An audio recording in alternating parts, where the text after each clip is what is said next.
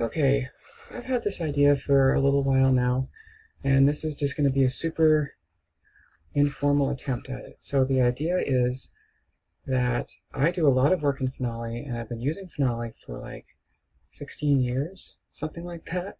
And I was thinking that I could just sort of screencast myself doing my normal work in Finale and sort of talking out loud, and talking about Finale in maybe sort of a pedagogical sense. I don't really expect many people to watch this, but if you're curious to see how someone who likes to call themselves a professional works, maybe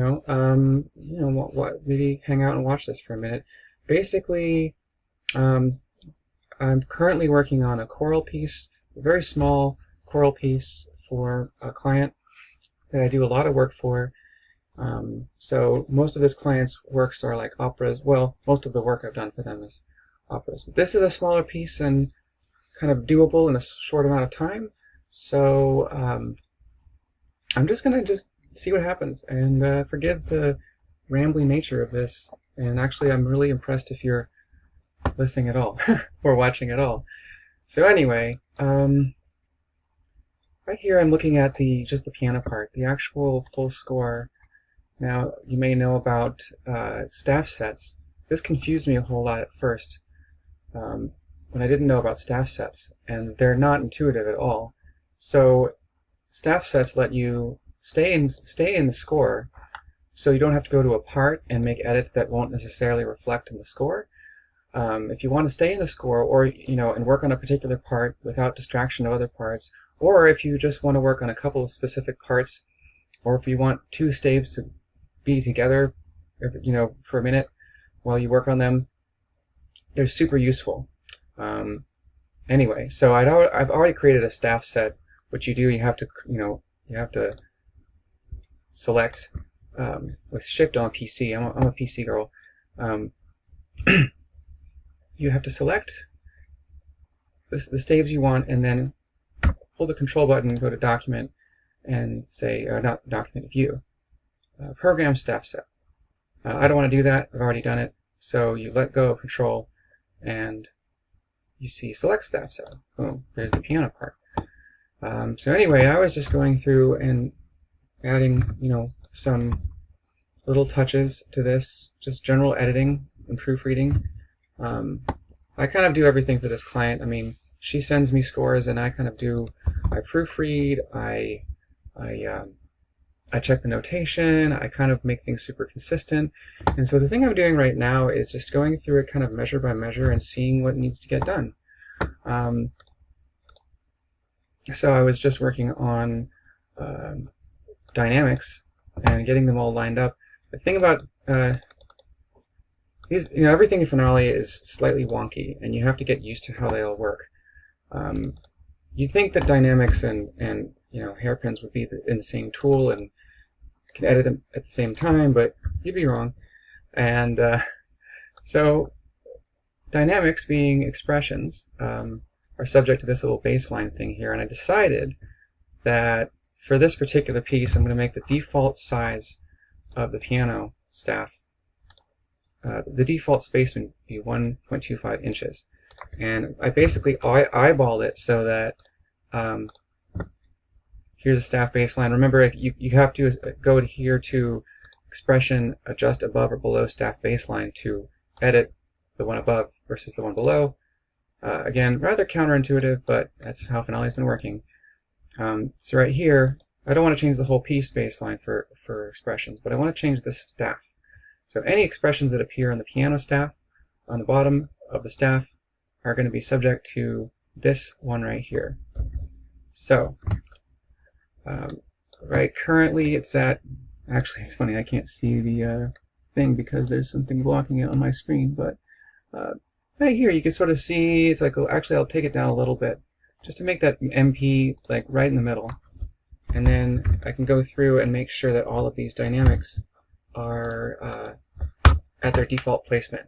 So some composers, when they send you Finale files, and I don't use Sibelius, unfortunately, but with Finale, they're often filled with all sorts of manual adjustments that are unnecessary, because they'll not necessarily know how to use expression categories and default placements and things like that can really save you a lot of time later. Also, unfortunately, smart shapes don't have a default placement. They can just go up and down or left and right. Now, you may notice that I'm perfectly dragging this up and down, and that's because of a setting here in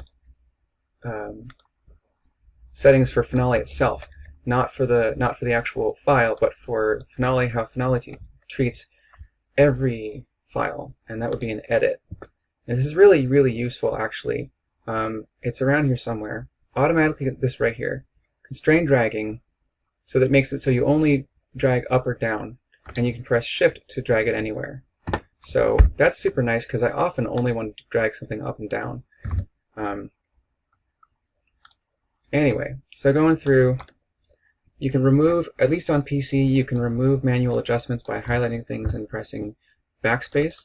I so far don't know of a way to, like, universally on an entire file remove manual adjustments on everything, because I would like to do that. If you do Control A, which I just did, it'll highlight everything in that tool on the screen, but not outside of the screen. You see now the poker bit and tempo, which look really small in page view, are scroll view because of our settings, but they'll look better in page view. And I might actually make these a little bigger. You know, the backspace key, I don't know what the Mac key is, but the backspace key moves everything back to default placement, so that after everything's sort of default and I've done everything I can using default placement, I then go and manually adjust things. The idea is you just want to minimize manual adjustment for everything. Also, I want to point out that I really like how Finale wised up with, I think, 2014, and now you can see where smart shapes are attached. And a really classic thing is having the smart shape actually attached to the downbeat of the next note of the next measure. You really don't want to do that, because in page view that'll create a weird orphan, and I'm sure I'll come across that later, and but I don't want to mess with page view right now. But in any case, in the score, as long as you're in score, the score, not a part, in the score, you can adjust these actually where the handles are placed by, at least right now for me on PC, I press Alt, and that will let me change them. And so the best place, if you have a downbeat with a dynamic, the best place to put that smart shape is attach it to the very end of that measure. And this one, it doesn't really matter. I think let's just drag it out there so it's not too lonely in that bar. Anyway, moving on. Also, if you don't have TG tools, you should totally get it. Even the free version, it has this wonderful like align dynamics tool that is hotkeyed to, I think, Alt star on PC. And I see it happened, it just lined those up automatically.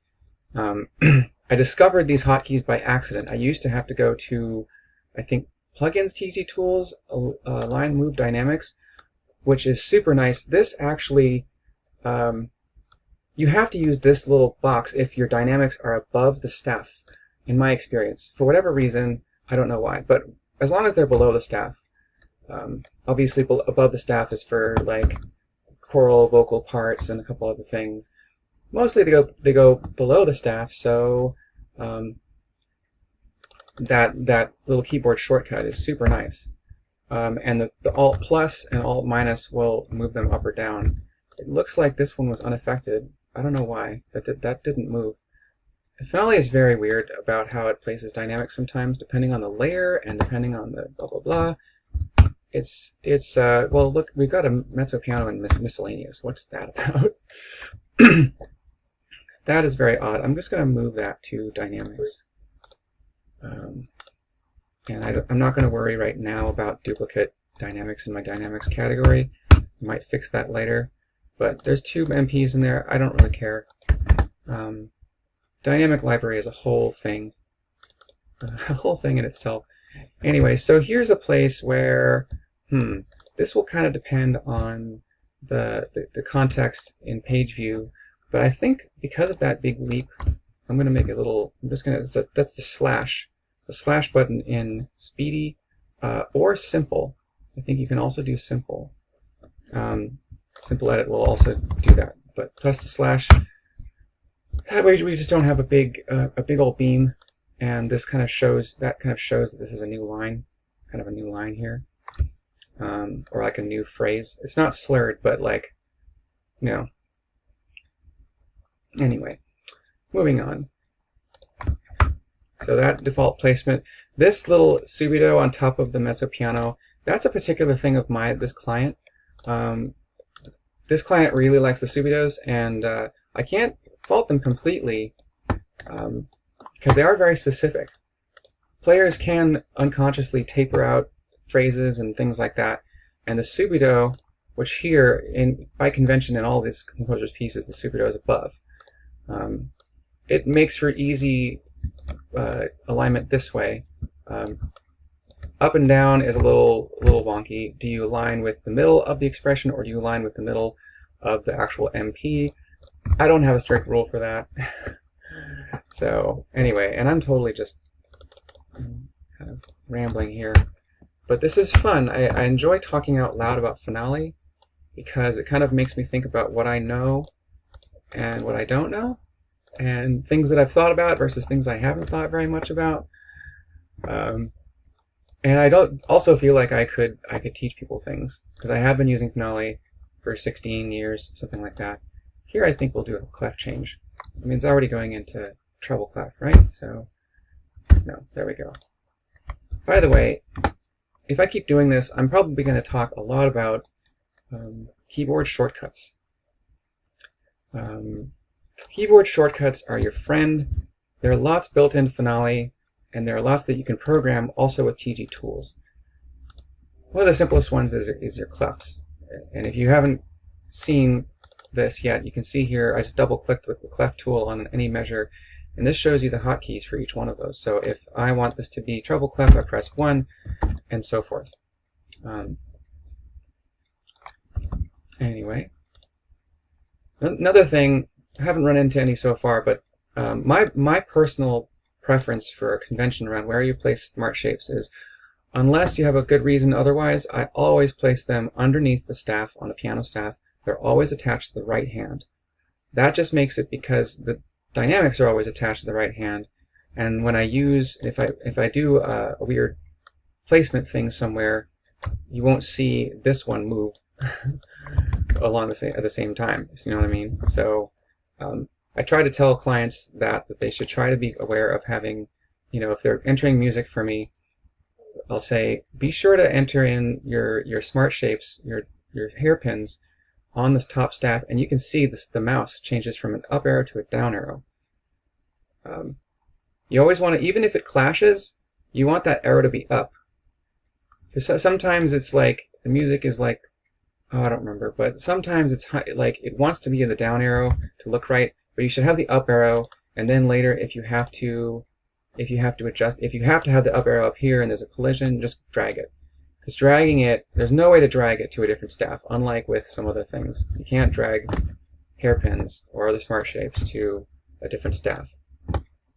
Again, this is an example of how Finale treats everything slightly differently. With expressions, you can drag them to other staves. See?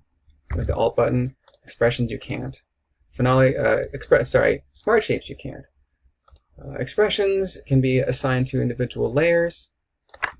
Smart shapes can't. It's weird. Anyway, I'm wasting time. Now, I notice there's a little bit of a collision here. My go-to eradicator of collisions, and this is why I really like to stick to default placement, is I Control A and press the number 4. Control 4 or 4, both of them work. And actually, that looks like that didn't fix. Normally, that would fix a collision, because that's a shortcut for edit, which is it? Music spacing, I think. So utilities, apply note spacing. But I think what this is, let's see if it's a measure placement thing. Maybe? there are like 3 different ways you can move notes around. One of them is with the measure tool, and one of them, there are 2 ways with the special tools, and I think